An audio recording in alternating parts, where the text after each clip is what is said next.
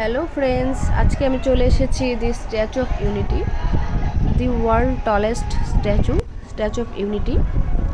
এটি হচ্ছে ভারতের গুজরাট রাজ্যের একটি জেলা, নর্মদা জেলার কেভিয়াদিতে অবস্থিত। আমি গিয়েছিলাম ভাদোদারা শহর থেকে 100 কিলোমিটার ড্রাইভ করে গিয়েছিলাম স্ট্যাচু অফ ইউনিটি দেখার জন্য। এটির উচ্চতা প্রায় 182 মিটার বা 597 ফুট। দেখতে পাচ্ছেন আমি ভিডিও করেছি। আশেপাশে পরিবেশটা এত সুন্দর ছিল না, কি বলবো। ভিতরের থেকে আমার কাছে বাইরেরটাই ভালো লাগছিল বেশি। দেখেন উনি স্ট্যাচু হয়ে দাঁড়িয়ে আছে।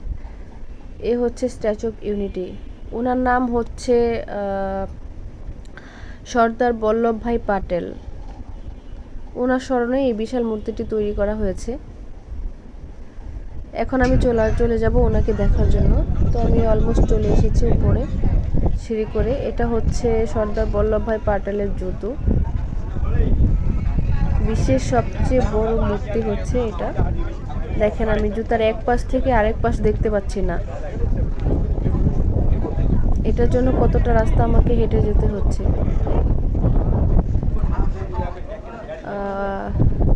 ওনার স্ট্যাচুটা তৈরি করার পিছনে যথেষ্ট কারণ রয়েছে, যেটা আমি ওখানে গিয়ে ওনার বই পড়ে জানতে পেরেছি এবং ভিডিও দেখে জানতে পেরেছি।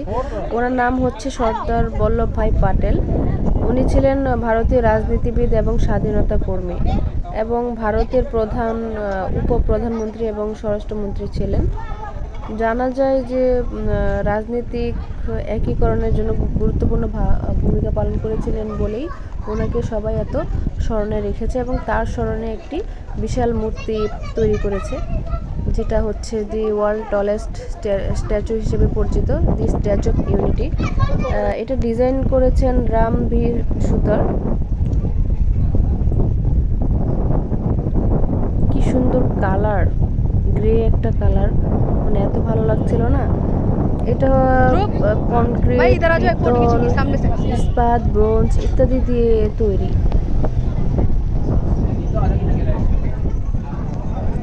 ওখানে গিয়ে জানতে পারলাম যে এটা তৈরি করতে প্রায় 5 বছর লেগেছিল। 2013 সালের অক্টোবর থেকে 2018 সালের অক্টোবর পর্যন্ত এটা তৈরি করতে লেগেছিল। যে হাতটা দেখতে পাচ্ছেন এটা আমার, আর যেখানে ধরছি এটা হচ্ছে যে ওনার পা। জুতোতে হাত দিয়ে আমি দেখছিলাম। দেখেন দুইটা পায়ের মাঝখানে আমি দাঁড়ায় আছি। আর উপরেরটা তো ছবি তুলে দেখা যাবে না। তো উপরেরটা বেশ কিছুক্ষণ আমি দেখলাম। দেখার পরে এখন আমি এসকেলেটর করে নিচে নেমে যাচ্ছি। নিচে বলতে পুরোটা নিচে নামবো না, আমি নিচে নামছি হচ্ছে যে সর্দার বল্লভ ভাইয়ের ভিতরের অংশটুকু দেখার জন্য, যে ভিতরে কি আছে। বাইরেটা তো আমরা দেখে নিয়েছি এবং ভিতরে হচ্ছে যে ওনার বিভিন্ন স্মরণীয় জিনিসগুলো বা ওনার সম্পর্কে ওনার জীবনী, ওনার মানে কর্ম সব কিছু হচ্ছে এটার ভিতরে হয়তো বা আছে। সেটার জন্য আমি নিচে নেমে যাচ্ছি দেখার জন্য। আমার পিছনে মানে আমার ভিডিওর পিছনে যিনি রয়েছে সেটা হচ্ছে আমার জুনিয়র ধ্রুব। সে আমাকে ভিডিওগুলো করে সাহায্য করেছে। এই তো আমরা চলে এসেছি সর্দার বল্লভ ভাইয়ের ভিতরে অংশটুকু দেখার জন্য। এখানে হচ্ছে ওনার জীবনী এবং উনি যা যা করেছেন দেশের জন্য কিছু কিছু অংশে লেখা আছে। এটা হচ্ছে ওনার মানে মুখটা তৈরি করা হয়েছে। এখানে বিভিন্ন জায়গায় প্রজেক্টর রয়েছে এবং প্রজেক্টরে ওনার মানে কন্টিনিউয়াসলি ওনার জীবনী সম্পর্কে দেখাচ্ছে বারবার। তো আমিও দেখলাম, দেখে অনেক কিছু জানতে পারলাম। উনি ভারতীয় রাজনীতিবিদ ছিলেন এবং খুব ভালো রাজনীতিবিদ ছিলেন বলেই ওনাকে সবাই স্মরণে রেখেছে এবং তার বিশ্বের সবচেয়ে বড় মূর্তিটি গুজরাটে রয়েছে।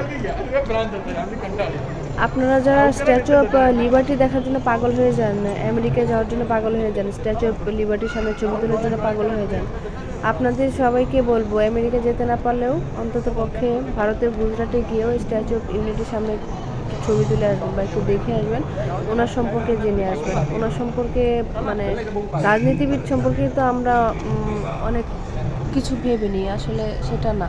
উনি দেশের জন্য, রাজনীতির জন্য অনেক কিছু করেছেন বলে তার নামে এত বড় একটা স্ট্যাচু তৈরি করা হয়েছে এবং প্রতি বছর মিলিয়ন মিলিয়ন শরণার্থী আসে এখানে ওনার এই স্ট্যাচুটা দেখার জন্য। যেমন আমিও শরণার্থী হিসেবে গিয়েছিলাম। আমি বরোদা শহর থেকে 100 কিলোমিটার জার্নি করে এখানে এসেছি। তো আমাদের যে পার্সোনাল গাড়ি ছিল বা গাড়ির ভিতরে রেখে এখানে ওনাদের নিজস্ব যানবাহন আছে, ওটা দিয়ে ভিতরে ঢুকেছি।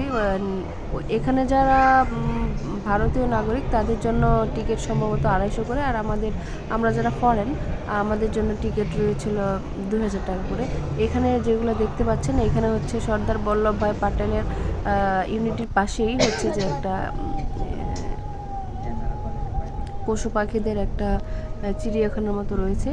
হ্যাঁ, এগুলো এখানে বিভিন্ন বই আকারে বিক্রি করছে। এছাড়া বল্লভ ভাইয়ের জীবনী সংক্রান্ত এবং ভারতের জন্য যা যা করেন সব সংক্রান্ত এখানে বই রয়েছে। যে যার মতো ওনার সম্পর্কে জেনে নিয়ে বইও কিনে নিচ্ছে। আমি একটা বই কিনে এনেছিলাম, যদিও বইটা এখন আমার হাতের সামনে নেই।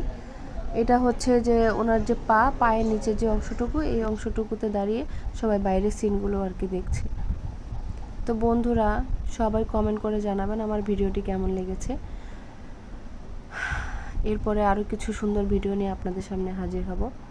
সবাই ভালো থাকবেন। টাটা।